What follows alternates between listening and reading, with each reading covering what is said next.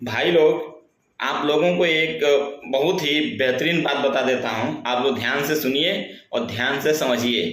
दुनिया में आप लोग किसी भी पढ़े लिखे लड़की से आप लोग शादी कर लीजिएगा, लेकिन किसी भी पढ़े लिखे नर्स से शादी मत कीजिएगा। जानते हैं क्यों? क्योंकि उसका साइड इफेक्ट बहुत ज़्यादा पड़ता है। नर्स होने का साइड इफेक्ट बहुत ज़्यादा देखने को मिलता है।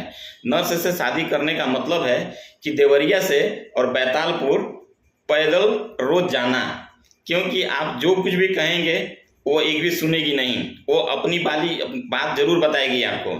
जैसे अगर हम देखें, बताएं उसके बारे में, तो सारी औरतें पहले सुबह उठती हैं तो झाड़ू पोछा घर सफाई करती हैं सब। और पता है वो उठती है तो क्या करती है? वो सुबह उठती है तो सबसे पहले क्या करती है? आला ले आके साफ करती है, बीपी मशीन ले आके साफ करती है, ऑक्सीमीटर पोंछती है, सुई सिरिंज पोंछती है, उसके बाद बाकी सामानों पूछती है। हम कहते हैं कि सबसे पहले ये सब क्यों पूछती हो?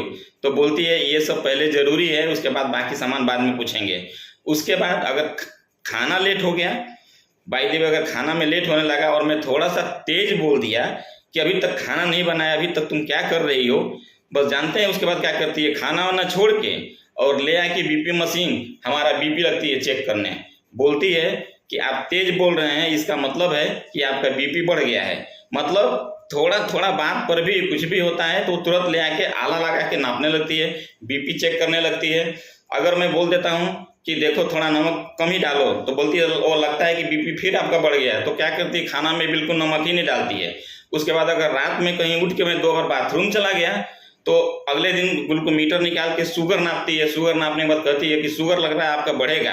उसके बाद चीनी एकदम चाय में डालती ही नहीं है। उसके बाद 2 बार नहीं 10 बार उसका नाम है बबली, मैं उसको बबली बबली कह के मैं बुलाता हूँ, सुनती ही नहीं है।